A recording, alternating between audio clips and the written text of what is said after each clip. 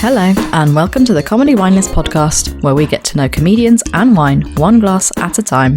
It's me, Steph, wine industry qualified nerd and comedian. Today we have the wonderful Jamie Allerton with a white wine. It's a French Chenin Blanc from the Anjou region in the Loire Valley.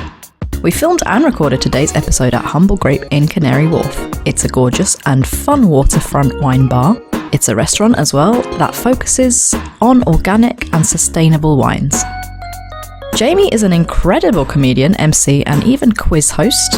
He performed at venues across London, from Backyard to Up the Creek in Greenwich. And Chenin Blanc from Anjou is no wallflower. Today's style was dry, bold, full of character and complexity. And I hope you get a sense of what Chenin Blanc from Anjou could taste like through this chat with Jamie Allerton.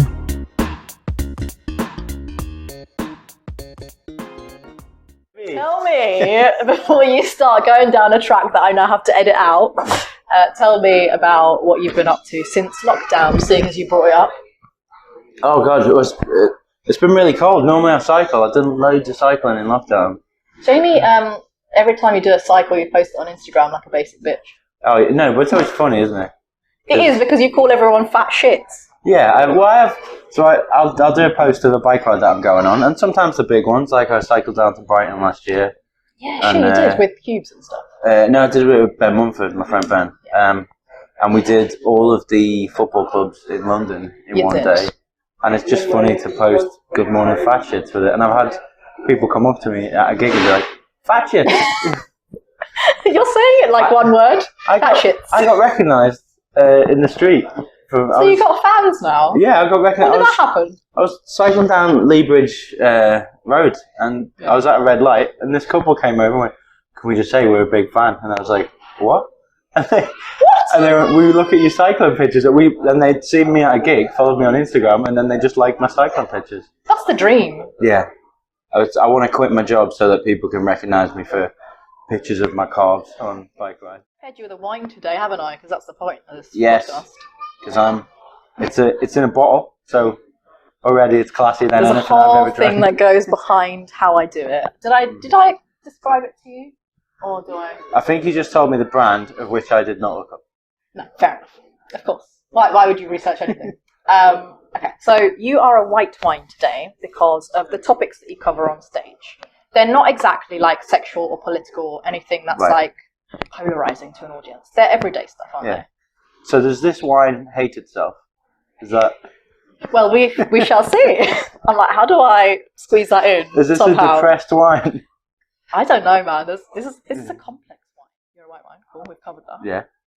There's 3 kettles of fish when it comes to white. There's light-bodied, medium-bodied, and full-bodied, and you're a full-bodied white wine. Wow. We're doing a fat joke.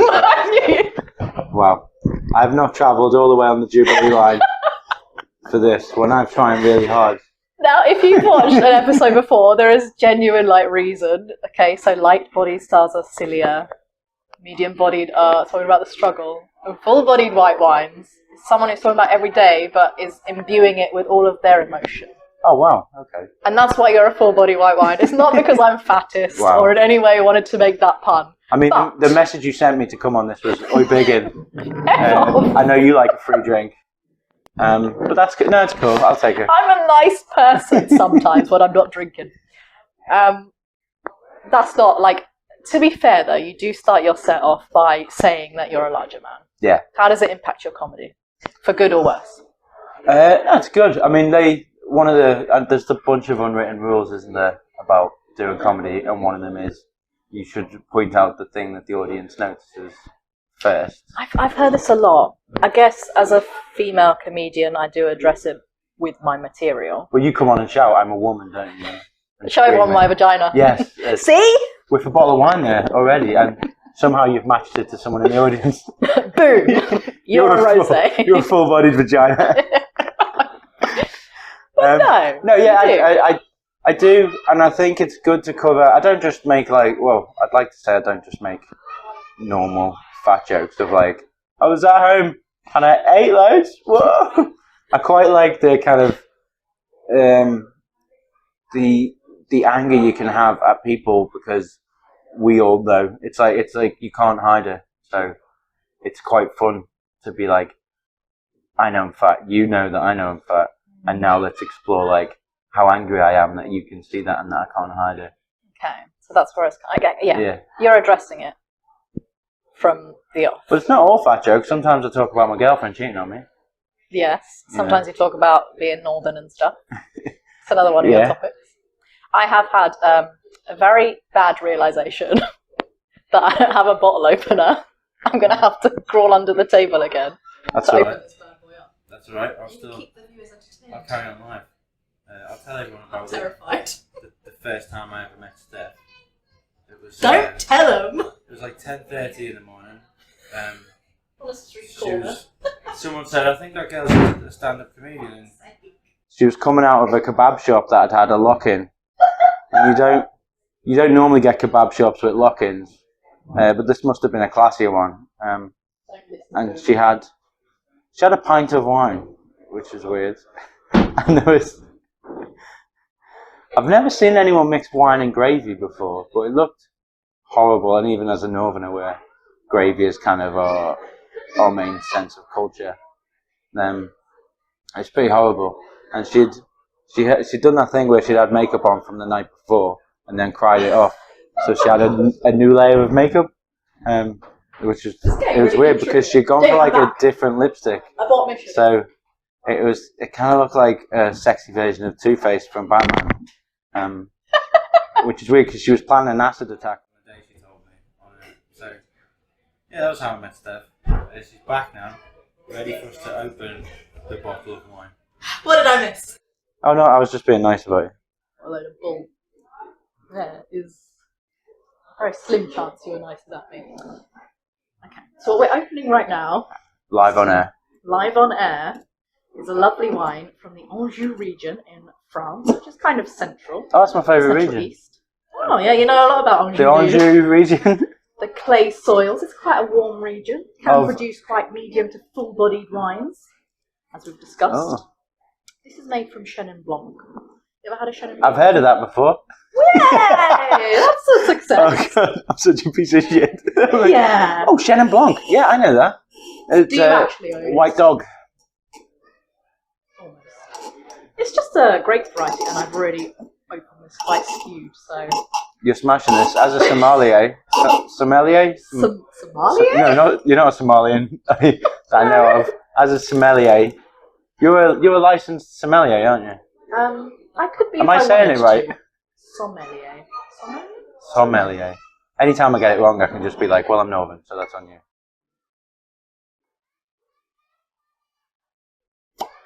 Oh. Oh. Both just got bonus. I didn't know you were going to fart during this. No, that was the bottle being opened. Grow up. So we're in a nice little wine bar in Canary Wharf called Humble Grape. I know it's nice because when I came in, the woman said, "Oh, this isn't a Wetherspoons." Get out. Yeah. And then she was like, "Oh, you must be a comedian." Yeah. And then she directed you to him. No, she actually sat me at a table thinking I was on a date, and I was like, "No, it's not. I don't. I wouldn't wear a weird hoodie on a date." Yeah, he came in camouflage. Yeah, I've got a camouflage hoodie, so no one sees me. You were rocking the look. Oh, thank you. It's a bit too cold for just a hoodie today. No, that's where I got my cheeky jumper as well. But I am northern and overweight, two combinations, which means the heat and also the you're cold about doesn't to drink booze, so that's yeah, we're about to get on it. So we're torpedo in this, did you say? No. We're just going to down the whole thing in one. I'm really looking forward to this wine. Okay. Before I smack you up. I'm sorry, tell me about the wine. It's called La Jalousie. It's a French wine from Anjou, central France. It's made from Chenin Blanc. We're going to pour it and we're going to look at it now. Okay. That is wine. Can verify. What does it mean anything that you get bubbles? What's that mean? No, that's just how I poured it. Was it? Just the air. Would the real sommelier not have bubbles? I don't know, but now I feel like really on edge. Because this is super bubbly. I gave you a little bit more. I think we're going to get through quite a nice Yeah. Okay, so the first thing we do in wine tasting is we have a look at what the wine looks like. It's quite a dark room today because we're going for romantic mood lighting. Okay, we're on a little date. Yeah, nice. Do you do this on a date? Spill some wine? If my date was looking at the wine, jiggling it around, I'd be upset. Why? Well, because normally I take them to a Toby Carvery, so it'd have like beef stains on the side already. You wouldn't have this with beef, would you?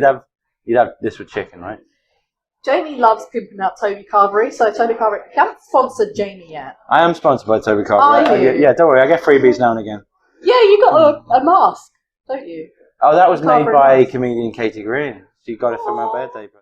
So it's a nice I'm golden looking on it. colour. Yes. And it kind of, it's quite, you know, the legs on wine? Kind of look at that sometimes. The legs? You can kind of see there's a lot of Yeah, there's a lot clinging of it. to the side of the glass there.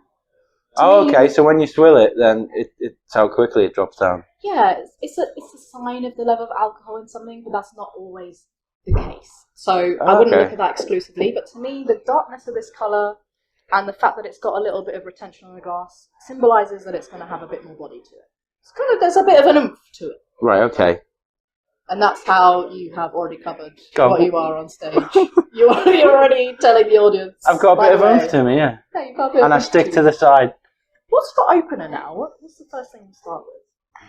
My opener, Opener is like the first. yeah, it's the first thing to do. So depending on how the room is, if it's a full like Friday night crowd, I'm already shouting before I get to the mic.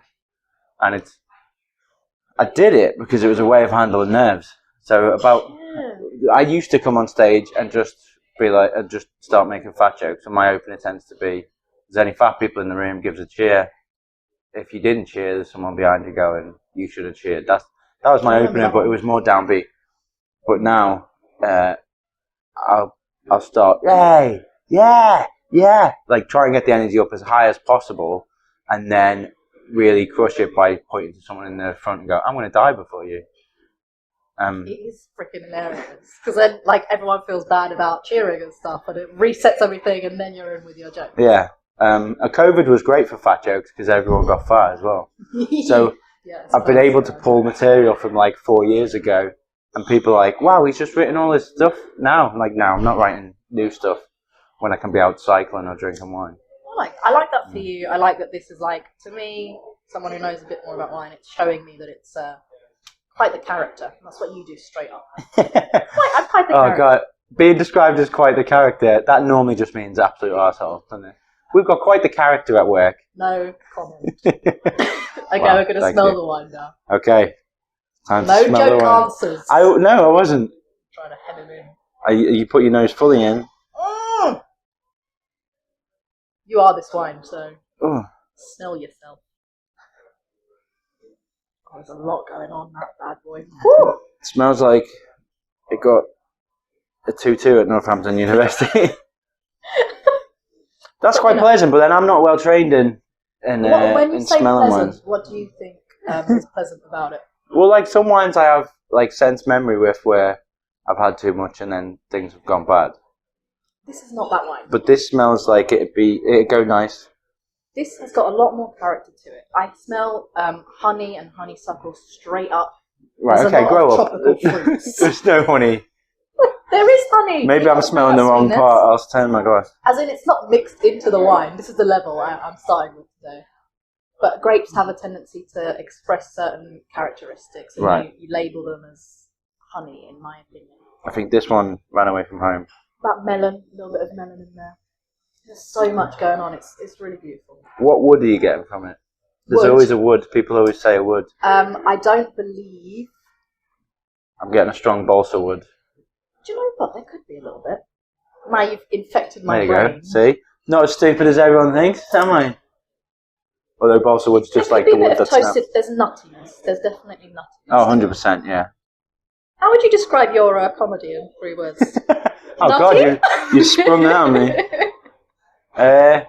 Do you know, I know it sounds silly, but I'd say fun. No, Like, it's not silly at all. I That's love, correct. like, some people take themselves so seriously and they're like, I don't do a bit unless it really tells my truth. But I just like to have fun. So fun, nihilistic, I'd say. Like my outlook is like we're all gonna die, but it's actually quite fun. And like my outlook is never things are gonna get better. It's always things are gonna get worse. So fun, nihilistic, and Jamie. You just use your own name as a descriptor. Yeah.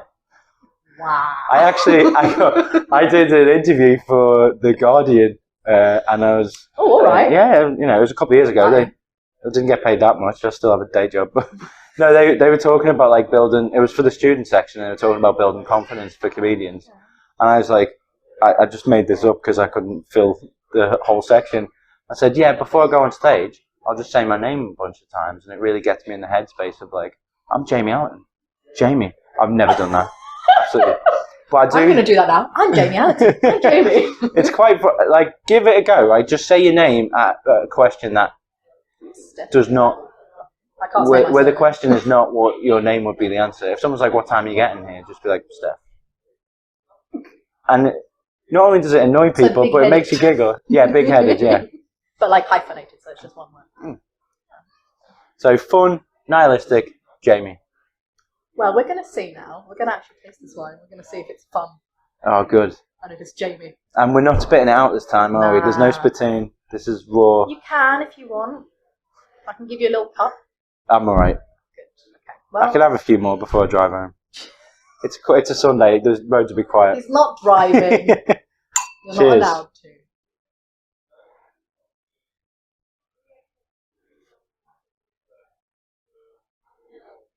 Ooh. God, what are you getting? There's all sorts. It's a very long-lasting taste. Yeah, there we go. There's an aftertaste.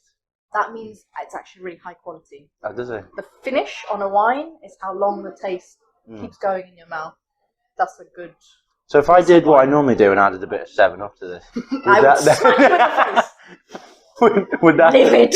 would that then aftertaste go? This is not the wine for that. You do that with a freaking £5 from Aldi. No, it is. It is nice. Yeah. It's. I mean, how are you meant to like sip it through your teeth or lips? Like. So yeah, you can coat the entirety of your mouth with the wine so that all of the taste buds are kind of exposed to it, so you can really get the sense of it. But with this one, there's a lot of kind of nuttiness to it. Again, I'm going to say that. Like almond, maybe. Probably because of the fertile ground it was raised in as a young berry. It's expressing the terroir of the region. Bless you. It wasn't a sneeze. Although I'd say this is expressing the terroir of the region. Nicely put, Jamie. I Smash couldn't have put it better Absolutely myself. smash Quite frankly, it's quite a dry style for sure. Even though it smells of honey and peach and all that fruitiness, it's quite dry. It's got a lot of herbs towards the end. Right. So when you say towards the end, you're actually analysing the moment it's in your mouth to like the moment you swallow it, and you're. Wait, no, grow up. I didn't. That's you. That. I didn't But say anything. you're having different moments in your mouth from when the wine. No, I'm saying anything. genuinely asking you a question. Yes, because we're taught in wine tasting to try and pick out various different elements of the wine. So we're always trying to pick out some element of fruit at the start. Yeah. Like, because it's a grape at the end of the day, so I'm trying to find the melon and all of the things I smell on it. Is it there? There's a bit of apricot, definitely. It's dried apricot, isn't it? Do you ever just make it up though? When you say you're talking to a rube like me, are you ever just like, oh yeah, that stinks of melon that? I don't make it up.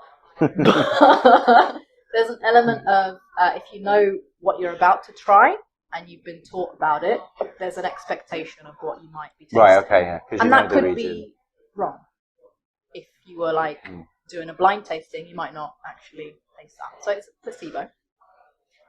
Is there any placebo in your comedy? Like, do people expect you to cover certain topics when you go up on stage? And do you kind of like circumvent their expectations with what you actually talk about? I would. Do you know what? Because I come on screaming, I think that sets that does set the Sure. like it takes away any expectation because a lot of overweight comics will just come on talk about being sad that they're fat, and do a bunch of. You don't do that. No, well, I used to, but then I learned it's a lot funnier or more fun for me to say that I'm sad that I'm fat, but I'm angry at the room for acknowledging that as a truth. And the anger you can get more out of than sadness, I think. Much like this wine. bringing it back to the wine. I'm getting a full-bodied anger from it. I'm like looking up into the air because the whole point of this podcast is every time someone next to me talks about their comedy, I'm always relating it to my own, and I'm like, how can I get that out of being female? Because you also have to address that a bit, and all of my jokes about vagina. So yeah, just maybe anger is the way to go. My Edinburgh show about my vagina didn't go down very well. What was it called, Jamie? It's called Jamie Allerton, fun nihilistic vagina, which apparently has already been taken by someone as an actor's name on IMDb, so I couldn't trademark that. That's why you didn't get a full room. Yeah, he's in Hill Street Blues. Sure. But so when I need more wine. It's nutty, that, isn't it? Just like you. And it's a full-bodied power of a wine. It's a very food wine. It's a lot better than the box wine we used to drink. I'm glad. Thank you, Humble Grape. Really selling them. Better than box wine, but decent. Very complex. And not box wine like as in from a shop. We'd just have wine that was in like a box. That maybe my dad would like siphon off from a different birthday party. You can make wine in bathtubs and stuff. Have you tried making wine in a bathtub? That's my next venture, trying to make my own wine. But then what do you do when you need a shower? Wow, tough. We've got a separate shower. Oh, okay. Very well to do. But then, for me, like, after a really stressful day cycling, or if I've been boxing, which, yes, sure, I do, fine. Wow. You forced me into saying that. Pimping yourself out there. I like to have a bath with a Yankee candle and a bath bomb. Are you not? Yes, Jamie. Can you write a joke about that? That's such a great topic. You would connect with so many women in the audience. We'd be like... No, that's too nice, because I want people to think I'm going home and, like, tossing a coin on whether or not I'm having a shower that night or not. So, did you know, Jamie, that Chenin Blanc in a grape bunch ripens really unevenly? So you can get some grapes that are, like, super sweet and super ripe, and then you've got, like, a green berry on the other side. Oh, okay. So it takes quite a while to harvest Chenin Blanc because they have to go backwards and forwards through the vineyard just to make sure all the bunches are kind of like ripened enough. You get a green grape in there, you get like kind of like a younger taste, like a herbaceous taste. How, when you're writing material, do you filter out the green material? I love this. I love bringing everything back. Did you know that wine is in a glass? Have you ever been glassed on stage? That's actually a really great question. You're answering that after. How do I filter out the green material? The bad stuff? Yeah, how do you ripen it? You know, like much like a winemaker would harvest the right thing. It's all based on audience response. It's all, you know. I had a joke. I can't remember what the joke was, but I remember I did it like 4 or 5 times, and I found it really funny. And then someone told me like, no, that's just really sad. What was the joke? I can't remember. I think I've put it away and like maybe we should just suppress that. And we do that a lot, I think. Oh, with the bad gigs, you're just like you wake up and it's like, oh well. I have now seared in my memory the worst bomb. Oh, sorry, I'm not really answering the question, but talk about the worst bomb and then talk about the green material. I did a golf club a couple of months back where they paid me a lot of money to do stand-up, and they said, we've seen your YouTube, that's exactly what we want. I was like, oh, this is great. And then they were like, it's black tie, and that should have been the thing that set me off. And so can you make sure you wear a suit? And I was like, yeah, I can do that. Got there, I was the only one not in a tuxedo. There was 2 people under the age of 60, and I was introduced for a full 3-course meal as the after-dinner speaker. So half of them thought, oh, this guy's, is he like a compere or something? No, they thought I was a golf pro. That's an after-dinner speaker. They thought I was going to talk about golf. So I got up talking about Toby Carvery, and that's wild. You know, what's the deal with your girlfriend cheating on you? And I have seared in my memory now an 80-year-old man, and because it was banquet seating, so half the people are not facing me anyway. I'm on a Roman mic, and I've seared in my memory an 80-year-old man with his head just in his hands, like nodding his head. And I got paid to do 20 minutes. I did 8 minutes and got out of there. Still got paid? Still got paid because I went up to the guy who... Because you're a professional. I went up to the guy who arranged it, and I saw that he wasn't timing it in any way, so I said, sorry, I only did a 15 there. And he was like, no, it's cool, it's just, you know, they loved you. And I was like, they did not. That was 8 minutes of quiet. I like how you're reacting to it. You are similar in terms of me. God, this wine is great. I love it. In that when we fail on stage, we find it more funny than anything else. Yeah, I think you need a bomb. Like, not if you bomb all the time, then that's bad, quick comedy.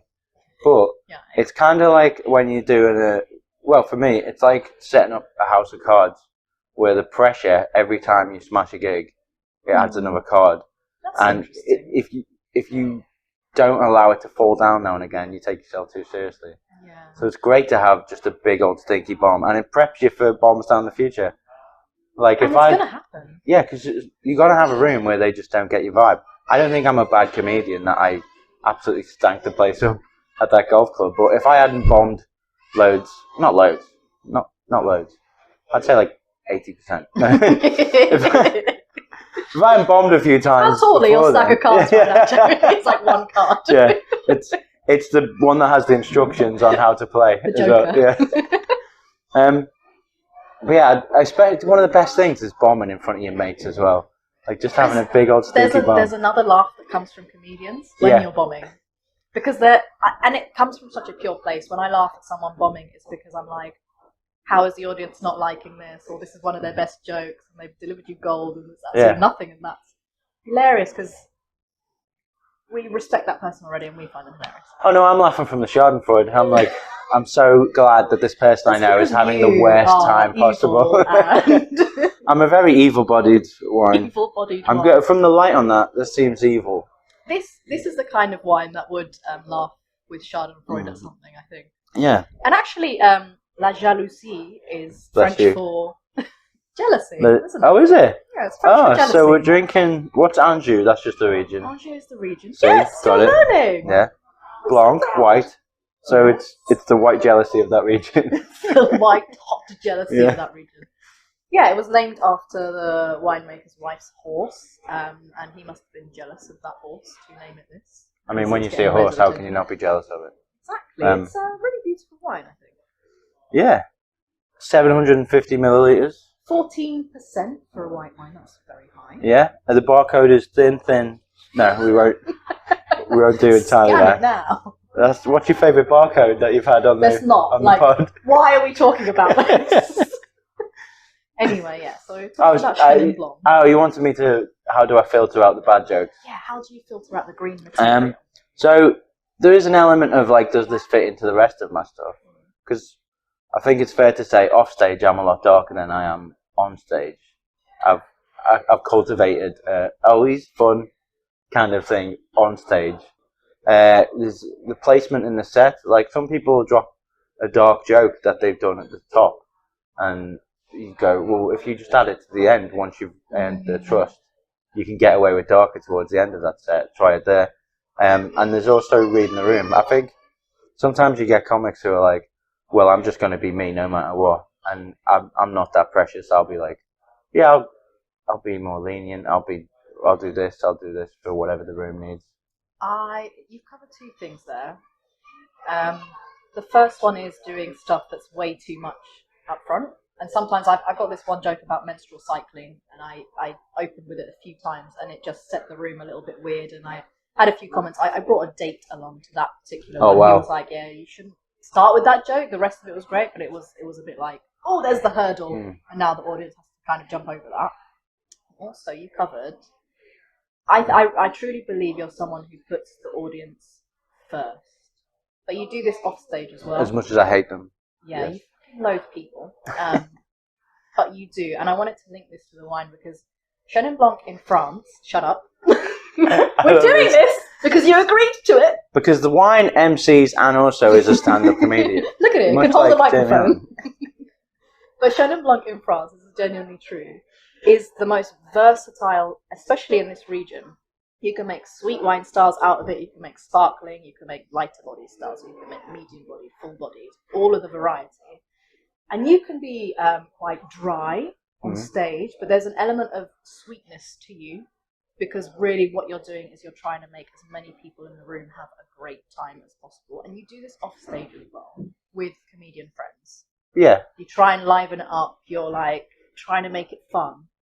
How do you get all of the people in the audience to have fun simultaneously, or how do you try to do that? I try to, connect with people. I do sometimes if I'm emceeing, I'll play a silly game that I learned from like teachers, which is it's the count from 1 to 10 game. And it's really simple, and it's stupid that I get adults to do it, but it works because the whole room then becomes engaged. All we do is we try and get from 1 to 10, where only one person in the room can say a number at a time. And if they duplicate, you start. Yeah, and what's great is, and it normally matches up perfectly, if you can get them to get to 10 just before you bring the headliner on, the whole room is elevated. Like, one of the best feelings in the world is everyone just cheering. No, they tend to. Well, I'll cheat a bit and start to point, but no one notices. Because you've never noticed, have you? But I'll hint towards who I want to say it towards the end. Or if I know that someone's gonna replicate it, I might shout them down beforehand. Did you do psychology at university or something? No, actually I did. No, not university, but I did an A-level in psychology, of which I think I got a D. And my psychology teacher ended up sleeping with our geography teacher. That was a really interesting little segue there that we really needed to know. Oh. Yeah, well, my geography teacher I was sleeping with at the same time. What? You can tell me this is true. It's so juicy. This one looks like it's slept with many of its teachers over the time. This one has enough charm, I reckon. I reckon it would. No, I like psychology. I like reading a room. It's always fun, especially as an MC, when you come off that first time, to be like, okay, how am I going to push the buttons over there? Or what can we do to bring these people in who are maybe a bit shy? You're an incredible MC. Stop it. I mean, that is true. This is not a compliment. It is a fact, which makes it even more annoying to me. I don't want to compliment Jamie, but it is just a fact. How have you gotten there? Have you, every time you've MC'd, come off the stage and gone, what could I have done better? Or are you just in the moment kind of directing it and seeing what works? I think, I was awful the first time I MC'd. You kind of paralysed. Yeah. There's so much admin involved as well as trying to. And it's also the first time you MC is normally maybe about a year into doing stand-up. Yeah, it's intense. And you've just spent a year getting to a point where you're like, I'm not the best, but I'm comfortable with doing this. And then you get dragged right back down to your first ever gig where you had the shakes. You know, you were nervous, you were stumbling over your words. So it took me a while, and then I was given I just burped then. Is that a response of the wine? Do it into the microphone next time so we can really pick it up. It was a full body burp, so don't worry. Great. That'll be them McDonald's fries that you've got under the table. We pair food with wine on this podcast. I actually think they would go decently with this. What we're having is it's not a full amount of fries, but it's the fries that you get at the bottom of the bag when you when you think you've finished. Crispy. I was given the MC spot on a Friday at a club called the South Kensington Comedy Club before I'd ever MC'd, and it was great because it was a Friday night crowd called Rubber Shark, and I was allowed to create the lineup, so I could just surround myself with my friends and get comfortable doing that. Yeah, and as comics, like we'd either be performing, or sometimes I think a few Fridays I just went away and watched it because it was like a social occasion for comics. That's when you know a gig is good. It became too social in a way. Yeah, that's fair. But that vibe was great because the acts were having fun. There's no better compliment though when a comedian finishes, but then they stick around for the rest of the show. 100%. It's rare. Yeah, and that's the vibe would always just be, also this might be it because that was bucket based, so you got paid if you got a bucket is at the end of the gig instead of people buying a ticket. They pay what they want at the end. So my thought was, well, everyone should be exhilarated at the very end of the gig. So we used to end it on a song as well. So we'd do like "Kiss from a Rose" or something. Wasn't there like karaoke afterwards and stuff? No. Only at Christmas we'd have karaoke. But that was it more came from me trying to get as much cash out of everyone as possible. I was like, I need to create an environment of fun. They don't need to have thought about something. Like, so there's so many gigs where you're like, oh, I came away really, really understanding the plight of women on that, or really, really understanding, what's happening with the world. But I like them being like, wow, we really left and sang Dirty Dancing after that. I think that's more my vibe if I want to go out, especially on a Friday. Like that's the kind of I don't want to be like bummed out and then, I've got to have a glass of Prosecco now because my friend's birthday over there. Yeah. And I had to think about whatever it was for the last hour.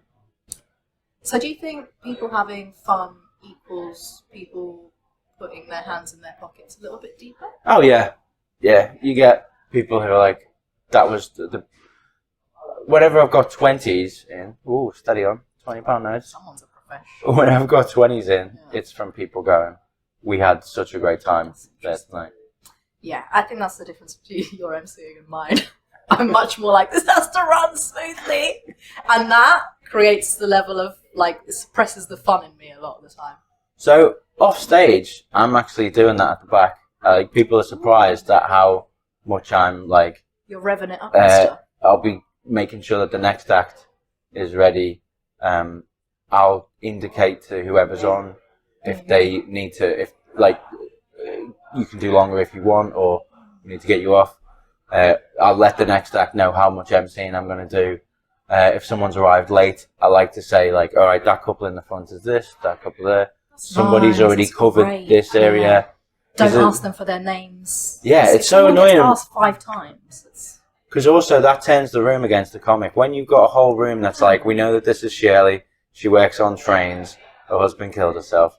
It's all been very funny. That's such a great idea, because sometimes like I get annoyed like that the comic was kind of writing something down or whatever, and they've asked the same person their name 3 times. I'm like, oh guys, like. Because you can feel the whole room be like, her name is Shirley. Yeah.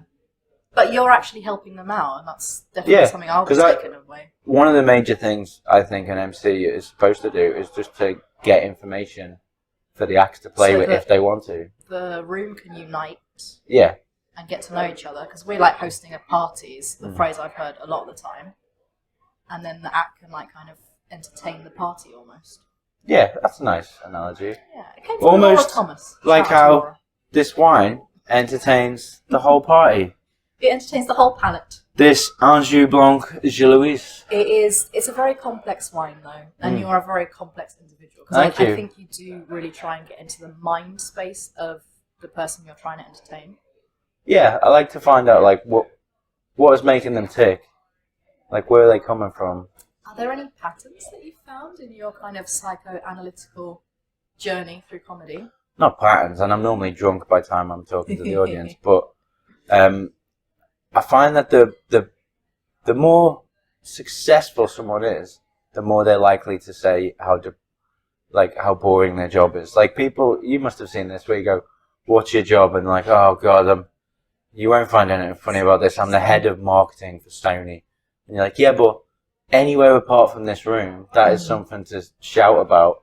And, you know, but whereas it's only, you're sort of cowering it's only in a comedy room where someone's like, oh God, I've been doing IT for the same company for 10 years, which means I paid off my mortgage. I'm so sorry about that. And is it an element of someone knowing that if they are high status enough, we as comedians will punch upwards? No, I think it's an element of they're worried that you won't get any jokes out of what is a mundane day-to-day job. As soon as someone goes, oh, I work at a computer, they fear that you're going to be angry at them because you're like, well, you know, so-and-so over there is a fireman and we spent 5 minutes, you know, calling them lazy, blah, blah, blah. And now here you are telling me a job that I don't have a history of. But I'll normally, if it's, most jobs now are 2 words. So someone will say, like, I'm a marketing consultant, and then expect you to move on. So I like to then follow up, be like, what's your favourite market to consult? Okay. Like, that's a lot of fun when you're an MC, is to do that, the pretend misunderstanding of the job. I say data analyst. And what's your favourite data to analyse? Got you. Yeah. And that immediately creates a... The room has a little giggle, because they're like... And, yeah, after that, I'll turn to the rest of the room and say, don't you worry, we're getting to the bottom of the big questions here tonight. And that, again, brings everyone together, because everyone understands what's just happened. Yeah. And you don't need to make light of...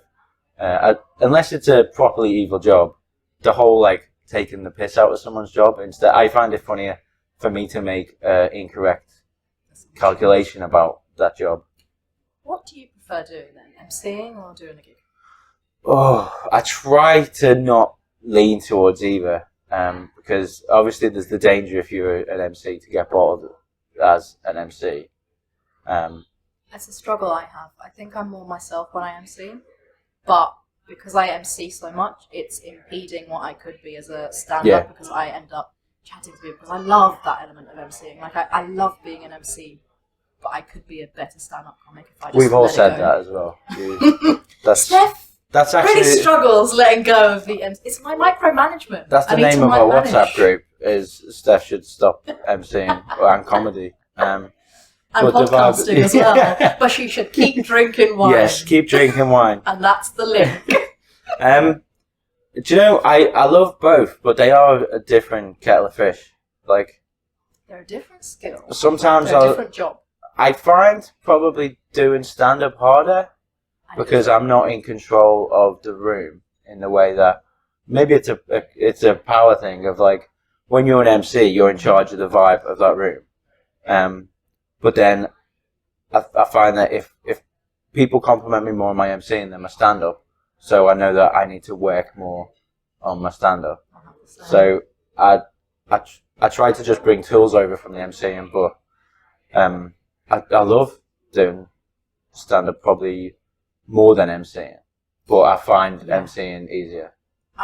Stand-up is a bigger challenge, so when we crack it, it's like more satisfying. Because we can chat to anyone. We're personable people. You're very fun. You shut the fuck up. We're more fun. You're drunk. Not again. But MCing might be more of our natural personality trait because we're people that can host quite easily. We're a little bit of a control freak. I'm now putting this onto you because I feel that about myself. We just like to be in charge. We like to be the one that chats to someone first. But what skills do you take from MCing into your stand-up then? The ability to allow a gig to go somewhere that you didn't plan it on going.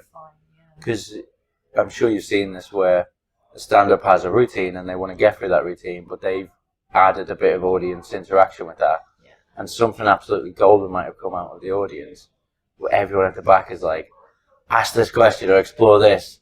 And they were like, well, we're on the train tracks of my set and we don't dare derail from this because I'm doing 10 minutes. Yeah. So I quite like and also it's a fun task when you've gone off on a tangent for a minute. You're going ahead in your set 5 minutes to go, what can I pull out because we need to get off at a certain time. That's something not many people have covered on this. It's because I'm unique. Well, much like this Chenin Blanc, which Chenin Blanc is the type of grape and not an actual name of a wine, as I knew before doing this. You are actually quite unique, Jamie, in that I've not been able to find full-bodied white wine often. Full-bodied red wines, dime a dozen. Sexual, political, losers, anger. Absolute losers. Losers, total losers. Full-bodied white wines every day, little topics, but putting anger and extra spice onto it. Quite difficult to find. Ah, nice. So you're quite unique. Yeah. I imagine if I put that on the dating apps, people would be like, they come flocking. You're horrible, you should kill yourself.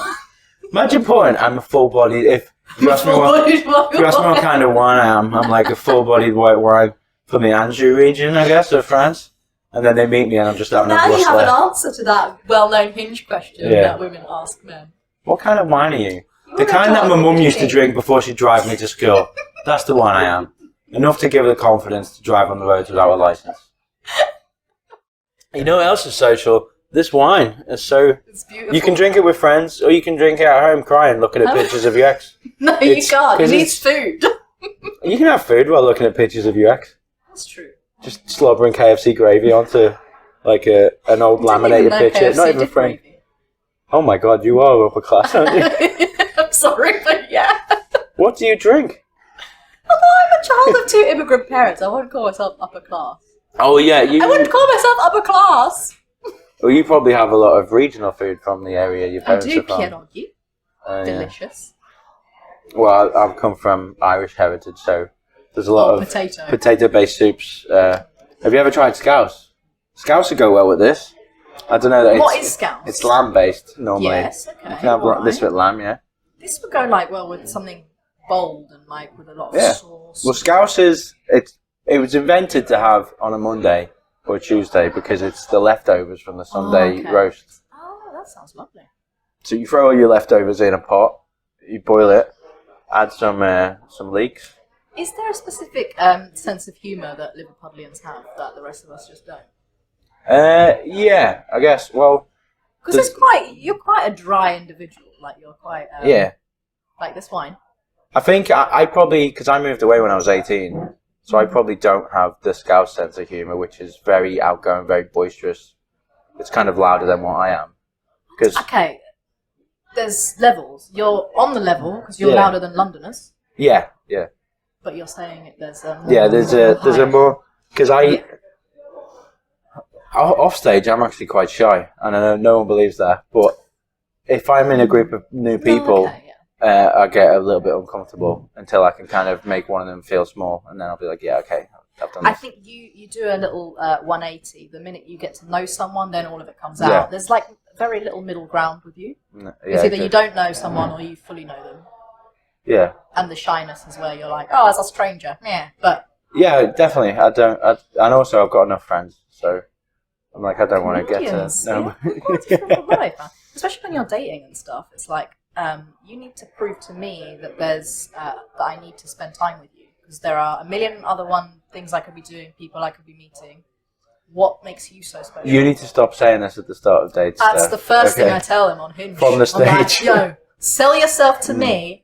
Why should I spend any time with you? No, mine's more like, how tall are you? Okay. Yeah, that's what you get. Where's your self-esteem at? Is that what people ask? That's what I ask, yeah. Are you feeling good about your life? Do you think you can do better? Because why not join me at the bottom of the bin? We can grow together. Yeah. I just imagine dating to be like that bit in Toy Story 3 where they're all going into the furnace and they all grab each other's hand. I'm like, we're all going in the furnace, but why not grab my hand while we're going in? Especially dating past 30, isn't it? Oh, wow. They don't know I'm over 30. Now they do. This, speaking about aging.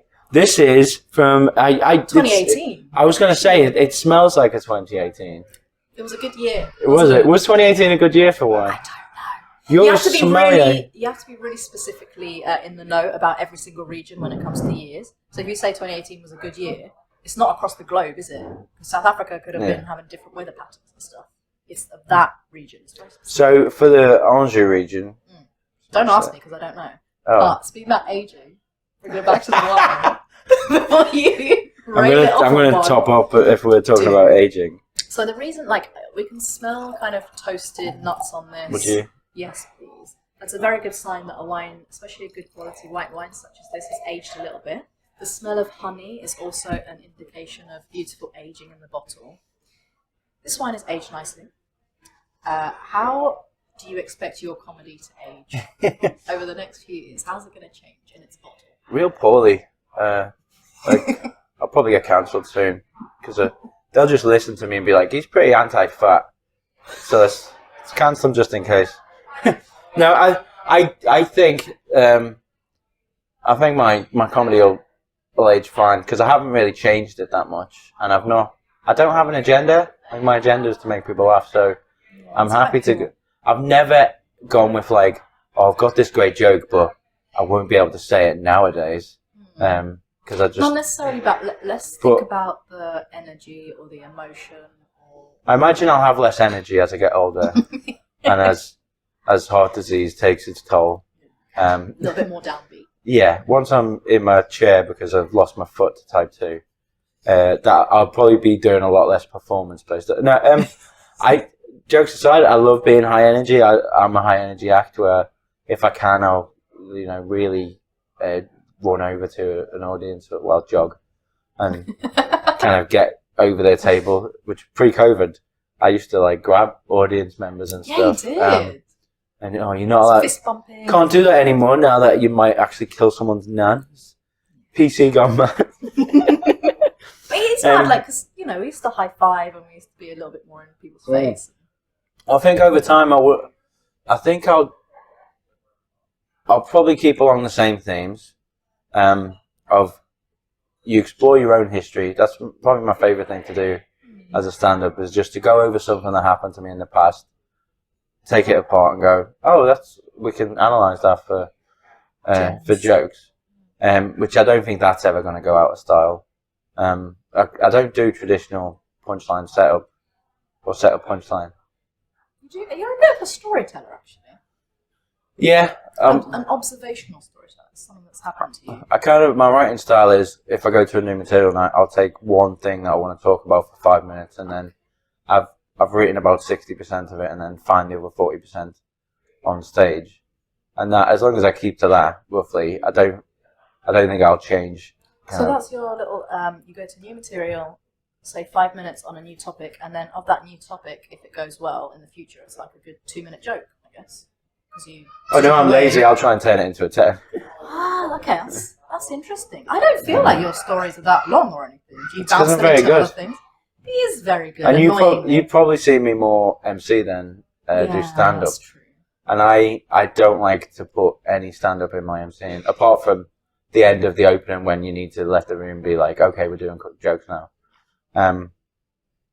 But yeah, like that's my writing style, is just have about 60% of it, take it to a new material night, and just work on that one bit. But also that mainly came from having a poor memory. I was like, I can't talk about, the problem with the economy and Ariana Grande's new single at the same time. Yeah. I'll just do one thing. And just bounce it around. Doesn't matter what order it comes in. You just remember, oh, this is another element of it I found funny, and this is another element. I hear you. Okay. All right. So, okay, another question, though. In 3 years, like, where do you want to be? Alive would be good. That's the priority right now. Cheers to that. Cheers. Let's see what else we can set on fire on the planet. To life. I want to see if the Amazon's gone by then. We'll see if David Attenborough's still kicking. Well, 3 years, I'm starting to get decent weekend club spots now. Yeah, backyard for one. Yeah, I saw you there, and that was really fun before pandemic hit, because you were really starting to gain some traction. You saw me when it was cool to see me. Yeah, because we'd all worked our butts off, and you'd actually made it into the backyard on Friday or something. Yeah, I just did a Saturday there a couple of weeks back.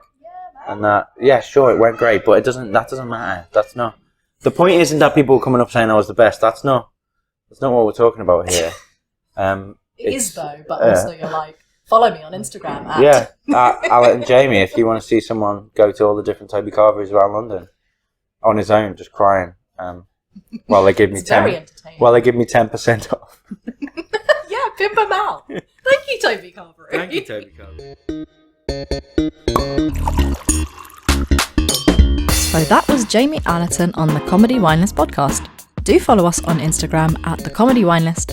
You can follow Jamie on Insta at Allerton Jamie. Chenin Blanc from Anjou can be so versatile, and we've really got a sense of that through the emotional rollercoaster of laughs that is Jamie's comedy. 1 minute he's cracking you up with his shouting, the next he's totally personable and engaging. It could be sweet, it could be deep. Then you're doing a guilty, dirty laugh, and we're really just having fun. Like he said, it's a fun journey with his comedy, it's a fun journey with the wine. And the wine is really, really versatile, of course. It's dry, but it's got a smell of mango, dried apricot, peach, had honey, herbal notes towards the end. Just a really exciting and interesting style. A total joy to spend an hour with. If all of that tickles your pickle, you can catch Jamie with WTD Comedy. That's short for What's the Deal Comedy, where he organises gigs, hosts, performs, the full shebang. It's not a night to be missed, and someone knows how to give a decent show when even comedians choose to watch it in their own spare time. So thank you for tuning into the Comedy Wine List, and we will see you next time. Cheers!